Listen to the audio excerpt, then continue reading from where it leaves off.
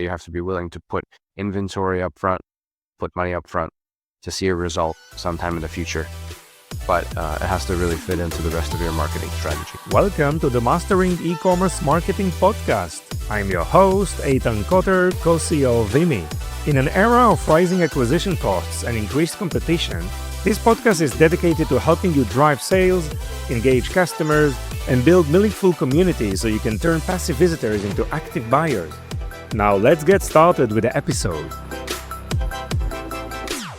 Today's guest is Pasha Knish, founder and CEO of AMZ Optimized, a powerhouse agency helping brands scale on Amazon with custom-tailored growth formulas. With over 13 years of hands-on selling experience, Pasha has built and exited multiple seven-figures brands and now manages over 8 figures in annual client revenue.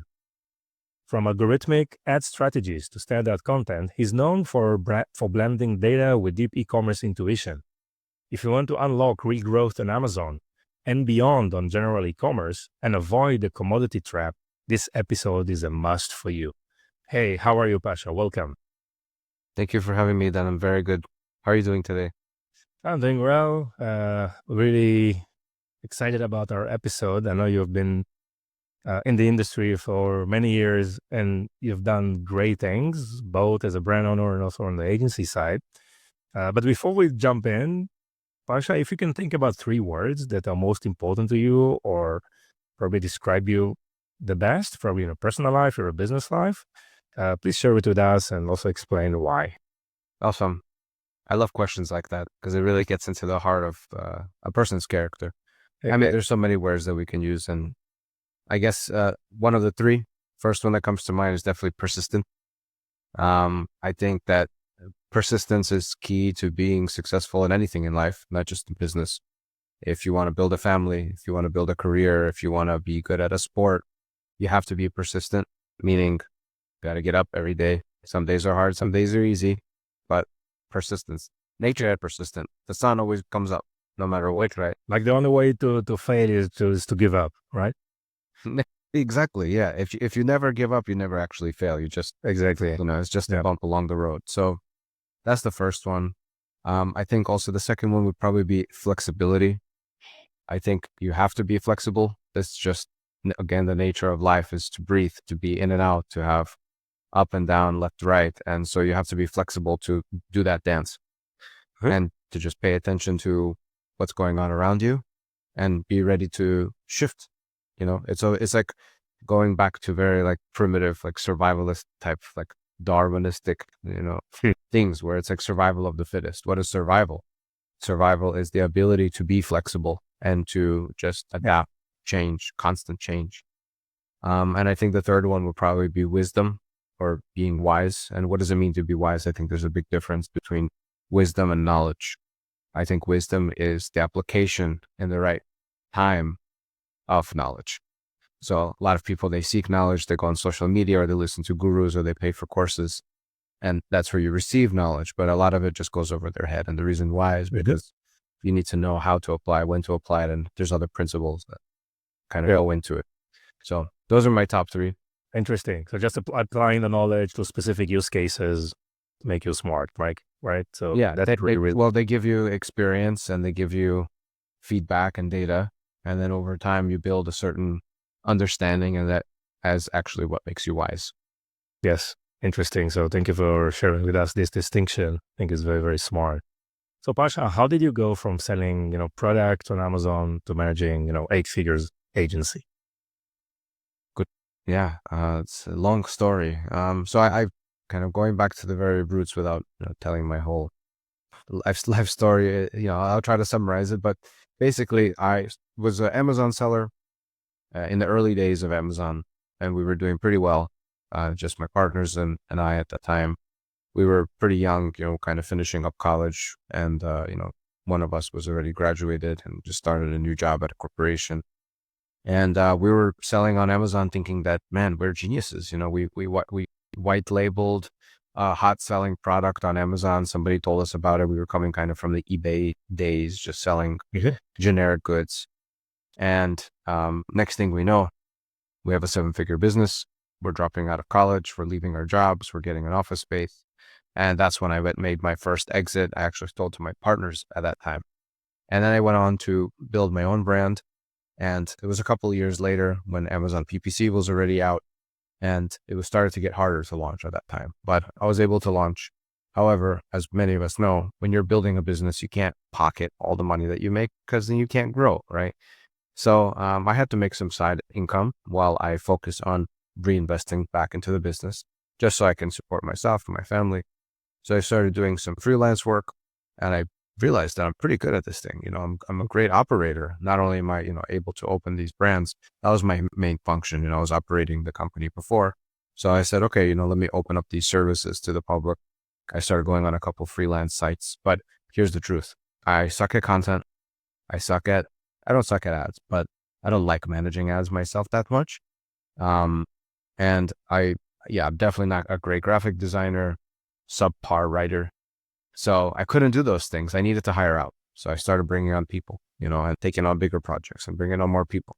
Next thing I know, I'm disconnected from the actual doing, and I'm more connected to the client, what their needs are, what their goals are, and managing a workforce, managing a payroll, managing the taxes. And, it just kind of snowballed into this thing where now it's like, well, now I have people who are helping me with social media and doing speaking arrangements. And now I have a CFO who's helping me with all this kind of, keeping in different, we're doing so much now in addition to running the agency. So it's really become an entire thing. And on top of that, of course, we're getting more clients and, building out software, and it's kind of expanded. I have this podcast now, Agency Operators Podcast. So it's branched off into multiple different things, but that's kind of the journey, and I'm really excited. Like, kind of what's next? I don't know. Interesting. So you figure out what you're good at, but most importantly, what you are not good at, right? As you like, and you just outsource it and delegated it and just focus on day-to-day operation or like a general management, probably the vision of the company, some of the admin side of things, right? In order to probably prioritize smart in the way you work, right? Probably also help you a lot with, I guess, work-life balance or quality of life, just make it more feasible for you to manage all those tasks. So what kind of services you are providing today as part of the agency? We are a full service agency for Amazon sellers. So we basically do everything that you can do from a digital perspective, meaning we're not able to go into people's logistics centers or 3PLs and ship products out, but we're able to create content. So we have an entire content team, and we do amazing graphics, video, listing optimization from the front and the back. Then we also have an advertising team. We're able to run both the native PPC, but also DSP. And we have advanced tools and partners for getting super accurate data. And then also we have an entire operations team for managing cases, and then just kind of doing the daily checks. And then in addition to that, I'm the head of strategy. So I just kind of oversee all the operation, but I also make sure that we're aligning what the team is doing, the goals of the client, the realistic reality of the marketplace. Because sometimes we all know that clients can have unrealistic understanding or expectations of what's real. So, I'm just trying to put all the pieces together and keep everybody grounded. But also, it's not to say that, there's always ways to think outside the box and push new things out. And I'm a big fan of innovation. So yeah, there's always more. Right now we're building software. Like I said, we have a tool that we just released the V2 of, and that actually is a tool for using AI to optimize backend fields for that are very particular to a subcategory in Amazon. This is not something that's been done before, and it's my second attempt at building out software. It's free right now. We're just doing beta testing, but we've gotten some pretty great results. It takes a little time to execute on the software, so that's why we're like, all right, we're taking 10 minutes of people's time to actually get a report because they have to download all these different things in different places and plug it into our system. So, but hopefully, after this testing round, we get some good feedback. We build out a V3, and that'll be a paid tool. Nice. And these fields are obviously changing over time as new updates are in terms of categories and subcategories and products and are changing continuously, right, on the Amazon platform. So that's a tool you will use on your own by your internal team. Also, some other countries can use it as well. Traditionally, your customers are just operating their own Shopify or their own e-commerce plus Amazon, or just but the majority of their business is on Amazon, or what is usually the size of those companies? It's kind of a mix of both. So there are some companies that are on, they have a D2C site, they're doing social media, maybe in retail, and they've kind of dabbled a little bit on Amazon, but they're just not really paid attention to it. Most people in that situation have just syndicated their content over and just, if there's some sales, there's some sales, maybe not even shipped out to FBA. They just have an FBM offer. Yeah. So we work with brands like that who really want to take advantage of the platform. They, don't have as much knowledge or information about how it's used. So we help them to set up all the FBA shipments, get their listings 10 out of 10, for optimal conversion rate. And then we run really smart ads based on their goals. So that's one case. There's another case where people are already selling successfully on Amazon. They're just looking for the next move. They don't know what's the next step to continue to grow. These are people who are more on the side of mid six figure. They're doing 50 to 100K a month, maybe 30K a month. And we help them to take it to the 7-figure level. So, yeah, that's usually the two scenarios. And we work with launch brands all the time. People have not even, they don't even know how to set up an Amazon seller account. Yeah. So, there's all kinds of different cases, but I think there's definitely market fit for a lot of brands. And at the same time, there's not a market fit. So yeah, you have to have the right product. Exactly. I mean, a lot of things have changed since you share with us the white label products. They could do 7 figures, right? Obviously, a lot of things have changed. And today, obviously, you hear it as well, how difficult it is for Amazon sellers, right, to maintain profitability with rising fees and increased competition. What's the current status in Amazon?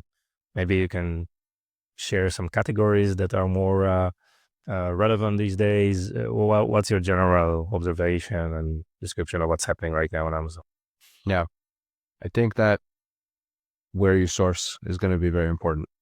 I think specifically focusing on China as a place of manufacturing that's been really pressed for a very long time, that's been maximized by the US. And I think that there's very little opportunity there unless you're doing something that is truly customized. So Chinese sellers have entered the game in a really big way, and they have prices better than anybody. Mhm. And even they sometimes will have other reasons that they're pushing out product. For example, they want to get money into the country, or they have some other game plan with cross promotion or whatever they're doing. So they could even sell at a loss for millions of dollars. Like nobody can touch them. They're going. Go ahead. All the knockoffs, right, and all the copies, and I mean, this is a completely different subject on its own. But again, it's always a Yeah. It's an issue, and I think it's just like we want domestic production. We want production in other countries and support other countries. There's so many places to manufacture. It's not like China's the only one. Yeah. But people got used to the fact that they're really aggressive. It's, they have low, in many cases, you can negotiate with them. They can give you lower MOQs. They're pretty on top of, shipping. There's a lot of competition there. So they're driven to compete with each other to give the best price, to give the best speed, to give the best service. But I've identified a number of different countries and have experimented working with those countries myself, places like Indonesia and Thailand, Mexico and India. And there's probably so many other places. I mean, South America is great. There's certain regulations and things are changing around the world, but I think that manufacturing, and the US, of course, manufacturing needs to start happening outside. So that's like the number one thing for kind of getting a competitive edge on the platform. And then the other thing is branding. Amazon has changed, like you said. It's not any longer like this white label thing. You can't just like slap a logo on something that is being sold by 100,000 other sellers and think that you're going to get ahead. You need branding. You need something that is a true product differentiator. You need to be solving real problems. I mean, like, this is what I want to see. Like, if I'm bringing on a client and we're putting in our time or resources, like I'm putting my life into that, right? Because time is all we have. You never get it back. So if I'm focusing on helping somebody, I'm literally pouring my life into this product. And so I have to believe in it. It has to make sense. And I want to see them, people coming to me and saying, hey, I have this solution to a real problem. And I think that this can help people by providing them value. And so that's something that I feel motivated to say, let's do this, guys. I go to my team and we come up with a plan and we get them out there and we help them to make money, but we help the customer to get something that's better. So either it's more cost effective or it's just a healthier alternative. Like, for example, somebody comes to me and they say, I have this brush for the grill. But the problem with brushes for the grill is that you scrape it and the micro metals get into the food and people consume it and they have metal in their body. That sucks. And a lot of people like grilling outside. Millions of people grill outside, right? It's like all over the world. Summer thing. So I created a brush that is guaranteed no metal and it works really well. And this is why. And so that's like, it's an easily sellable product. There's definitely a market fit. We can look at the data and it's something that is like a cleaner, safer, healthier alternative to what's out there. And you can, easy market research is to go into the reviews of products that you intend to sell and look at what people are complaining about and then design a product that solves those problems. It's as simple as that. Nice. Yeah. And obviously, like, there are a lot of strategies around advertising that worked in the past, but they're not effective, right, for driving relevant traffic and create conversions. What is the, let's say, a relevant marketing approach or investment around the Amazon, platform for success these days? Yeah, I think you have to go after relevancy more importantly than anything else. Prior to that, I think you have to have a listing that is both front end and back end optimized. So what that means is you're telling the Amazon system, both keyword based, but also just contextual and semantic based, that your listing makes sense. And all those extra fields we talked about are filled out. So you're basically feeding the algorithm exactly what your product is and what it solves, and then running ads that are highly relevant, not going after every single keyword like people used to sell back in the day on those YouTube videos. Rank number one, they'll tell you. How could everybody rank number one for everything? No. Yeah. And sometimes you could rank number one, but you're not going to make any money because competition's high, CPCs are high, thus you make no profit. So you don't always want to go after page one ranking or first position ranking. Maybe you're fine with number 6. 6 is where you can stay top, but also make money. So maybe 6th position is actually the best for you, not number 1. So you have to know kind of where you should really lie in order to, like I said, it's all about the goals. Maybe some people, they're fine to lose money and be number 1 because they're looking for visibility and they want to use that visibility to leverage their D2C, where they can capture the customer's information and remarket to them and their lifetime value is higher there. That could be one approach, but it has to be relevant. But anyway, I digress. Back to your question. I think a full funnel strategy is best for most brands, and that's possible now with tools like DSP. So DSP, you can add new to brand customers outside the Amazon platform. You can show them sponsored product ads. Then you can retarget those people with sponsored brand video, sponsored display, so they can learn about your brand. And then eventually they become converting customer and subscribe and save. Hopefully, if you have a consumable product, and that increases lifetime value, so you're basically just using that entire channel to consistently optimize to, on one side, increase lifetime value, on the other side, to decrease the cost of acquisition. Yes. It seems there's a lot of focus around optimization, right? Optimizing so many things like use data. And back to one of the words you chose it initially, flexible, right? I mean, just being flexible, agile, right? Just changing things. Don't fall in love and too much about, designs or creatives or listing the way they look and described, and just use the data to change things and optimize continuously. But there are a lot of other like parameters that needs to be taken into consideration, like AI, right? Voice search, right? How do you optimize for new things like that? Yeah, I think the best way is DSP, because with DSP targeting, you can advertise in a lot of these new like innovative places like Alexa. And also if you have, so Amazon started looking at your website to kind of as a part of their consideration for how well you rank. And that's both exciting and scary at the same time. Because it's now like, what you put on your website, like they can flag you for compliant based on something that's on your website that's not on your listing. This is another way they're keeping their platform safe. So with that being said, having consistency between your website and your listing, all of that is going to become more important. Yeah. Interesting. Obviously, generating traffic from outside of Amazon to Amazon listings is also helpful a lot in the ranking, right? I mean, I know Amazon is not that advanced in their influencer or affiliate marketplace, but generating traffic from Instagram and TikTok to your Amazon listing, I think, is very powerful for ranking, obviously. Yeah. They incentivize it. They have the brand referral bonus. They give you 10% kickback for that. Yeah. And all of that just kind of contributes, kind of like back to your question from before, it all contributes to showing up in ChatGPT, and the AI engines will eventually pick you up because you have so much relevancy across all these different channels. Yes. What are some of the mistakes that you see brands are doing around their Amazon, listing optimization? Now, yeah, I mean, very simple one that I see all the time. It's actually very funny because, I mean, it's funny for me because I see it all the time, but people don't have all the fields filled out, and not even in the back end, but in the front end. Like, they don't have infographics. That they're putting up a few photos of their product, and that's it. So people are searching for infographics when they're shopping because they want to make quick decisions. They're also comparing against multiple products, sometimes even on mobile. So how do you do that easily? Are you going to scroll and look through all the bullet points? Amazon has started to even hide bullet points on mobile. Mm-hmm. They have to, it's a drop down now because they see that people are not engaging with it as much. People want to know what the product is about and what is the value proposition in the first 10 seconds of viewing a listing above the fold. What that means is they're going to go through your images. They're maybe going to watch the video. They're going to read the title. They're going to look at the price. They're going to go into the reviews. They're going to see what the recent reviews are. Is it a real listing or not? Is it real? What are the, pros or cons? And that's it. Like that entire process happens in 20 seconds. So you have to have all these fields filled out. You have to have all the information available in the A+ content, try premium A+ content if you can. So just use the things that Amazon gives you that's available to you. Many people don't take advantage of it. Maybe they don't know that it exists. Maybe they don't know what the limits are.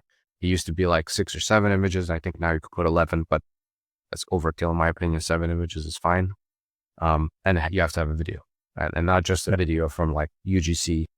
Sometimes it's fine, but a promotional video, something that's a little bit more professionally made. It gives Very important. Yeah. Yeah. Customers, I mean, all about how important video is. I don't have to tell you. Sure. I mean, what about the algorithmic side of things of the advertising engine? I mean, are you following up like very, very closely, try to learn about every new update on a daily basis, or this is something that you not in the highest priority, you mainly focus on, making the brand differentiated and trying to focus on optimization, or what's the importance of, all these algorithmic changes that are happening quite often? So with Amazon, they're not always announcing every single thing they do. So that's both a good thing and a bad thing. It's a bad thing because we don't know, but it's a good thing because other people don't know. And so we can test things out and we can get a competitive advantage by being involved and trying new things. And we sort of have our, IP in a way, internally for what we see is working, what we see is not working. So that's that persistent piece is if you're showing up all the time, testing new things out, you learn what's changing. And sometimes it's funny because sometimes things that worked 6 months ago don't work anymore. And you're like scratching your head, like, why, Yeah. And Amazon is just making changes internally and don't tell anybody about it because how could they possibly update every single little thing, and they're such a massive operation and they're always working in the back end. So it's just about testing and learning just through trial and error. Yeah. And Pasha, in terms of content and conversion and probably, storytelling in your listing, what are some of the, tips that you can provide? Well, you have, in order to do premium A+ content, you have to have a brand story. So that's an opportunity for, and Amazon, of course, is incentivizing everybody to do more branding on their platform because they see that brand discovery becoming more prominent. They're no longer a listing aggregator. So about the brand is important because it gives you an opportunity to showcase the storytelling about who the people are behind the brand, we're not just listing random stuff from China. No, we're a family-owned operated business. We started in this year. Our passion is X, Y, and Z. We're bringing this product to the masses because we believe in X, Y, Z. So it gives an opportunity to align values. And this is what people are looking for when they're doing new brand discovery. They want to look for companies that stand for what they believe in. And it's no longer just about what kind of colors you're using. Branding used to just be about what font and color that you put. No, it's much more than that. It's about the values that you stand for. And the only way to convey that is through that type of messaging. And so you can put it there, you can put it in the premium A+ content, and there's certain little things that you can do throughout the rest of the listing to really connect with people. So certifications are one. Amazon also started to roll that out natively. You can have sustainable certified, Black-owned certified, women-operated certified, all these different things that you can do in order to show that you are aligning with somebody's values. Same thing with like Ecotex if you're selling fabrics. Or there's a couple of GOTS, like there's certain certifications you can get to show quality of standards. So those are the things that people typically use. And I think that you should showcase that. Some people think it's not important. Oh, nobody knows what GOTS certified is. Okay, but say GOTS certified organic. And so like you won't maybe go for the masses, but there's going to be a sub niche of people who are looking for that keyword or looking for that quality indicator to say, this is what I'm looking for. And you have exactly it. And nobody else has it. So there you go. Yeah. So it's very important to share this, the brand story, right? The founder's story, the why, right? And like the early days, I mean, try to describe the values that these may seem, as you said, not relevant, not important, but that these are the things that make the difference, right? So a lot of the customers out there, and we're truly differentiating, one of the areas that you can differentiate, right, through your unique story. I mean, definitely two companies sharing, selling the same products to the same customers, they have a different brand story, right? And it resonates definitely. And probably a lot of customers, they have difficulties understanding and trying to figure out the true brand story, right? And it's an exercise that you need to take them through. And this is like the foundation of everything, right? As you said, branding is much more than the color palettes, right? So it's, of course. So for a brand who is getting traction on Amazon, is being successful, what's your take on opening additional channels like TikTok and others? Do you see this growth holistically, and like one is is an advantage on top of the others, or there's plenty of room to grow, obviously, and is lack of just focus and instead of defocus on opening new channel? What's your take on multi-channel, assuming a brand is successful on Amazon? Yeah, I think that it is one big ecosystem. Yeah. So if you're able to, and you have the inventory, you have the marketing budget, and you have the infrastructure for that, meaning internal resources or some type of agency support, I really recommend doing as much as you can. Like you said, don't lose focus. But if you have one thing down, then move on to the next one. And little by little, you can keep adding on. But being on Amazon and Walmart and TikTok Shop, and then doing some social selling through Instagram and Facebook and Google, and having all these, areas, they all feed one another. They all, feed the AI to maybe recommend you, or they feed the indexing for Google or for other type of search ranking. And it just gives people more social proof. Oh, they exist in all these different places. Their branding looks very similar. Their messaging is, synergistic across all these different platforms. So it just really reinforces the brand and gives you more strength and stability as a brand. I think that being only on Amazon is a risk for many because Amazon holds the keys. And when you have your own D2C presence, when you own your own Shopify or WordPress or however you're hosting your website, those are your customers, those are your sales. Nobody can shut you down. If Shopify shuts you down, you can open up a WordPress. You know what I mean? Like people are looking for your brand. They're not looking for your ASIN number. You know what I mean? But still, not to say like each one is important. It's like I look at it as an octopus. Octopus can survive without one tentacle, but it needs all its tentacles in order to be an octopus. So it's very much like that. It's one of the smartest creatures out there, Yeah. The octopus. Wow. It's really, they're pretty amazing. Yeah. So for any company out there trying to launch on Amazon, what's important for you to tell them? Give them like questions they need to think of before launching on Amazon today in 2025. If you This is a brand who already is selling. No, you're just considering selling on Amazon. Considering just getting started on Amazon. Getting started. Yeah, I think that you have to be realistic about product market fit. And there's free tools out there. Very common one is called Helium 10. It's free up until a certain amount of credits. Get Helium 10, look at your keyword or your main keywords, understand how much demand there is, what the competition looks like, how many reviews they have, what's the quality of their star rating. And just see if there's like an opportunity on that sub-layer level for you to really exist there and be profitable in the long run. And the second part is understand that this is a pay-to-play marketplace. You cannot get visibility from the get-go just by existing. Nobody cares. There's millions, right? So you have to pay to get visibility. You have to pay you need support. So this is something that you have to be willing to put inventory up front, put money up front to see a result sometime in the future. But it has to really fit into the rest of your marketing strategy. So if you're launching and you're only doing Amazon, it might not work as well. You have to do all the other things, social media and all the other channels. You can start with Amazon, but that's kind of the reality. So I'd say be careful and think twice, but there's absolutely opportunity on the platform. I've seen it. People are launching every day and making a lot of money, doing a lot of revenue, and they grow to kind of refine and get better and better. And after some years, organic takes over. If you're able to stay in stock, if you're able to get consistent, good quality reviews, eventually subscribe and save kicks in, rank mechanisms kick in to continue giving you better quality and better cost-effective advertising, and you are able to be profitable and grow on the platform. It just takes time. Yes.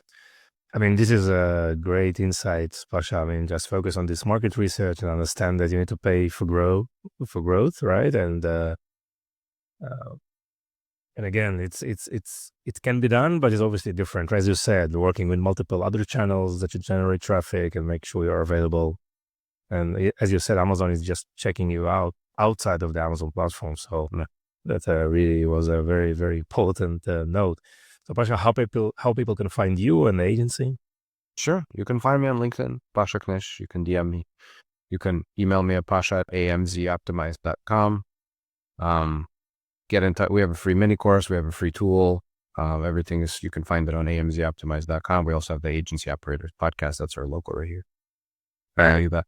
Yeah, check it out. We have lots of free content out there, and I'd love to chat with anybody who has any questions. Great. Anything else you want to add? I think that's it. I really had fun chatting with you, Dan. Thank you very much for having me. Yes, super interesting. Thank you so much. Wish you all the best. Likewise. Take care. Thank you for listening to the end of this episode. If you found this episode valuable, please subscribe so you won't miss any of our future content. Explore Vimy, the video commerce platform that includes live shopping, shoppable video, and social commerce capabilities. Visit Vimy at www.vimy.net. We appreciate your support and look forward for bringing you more valuable insight in our next episode.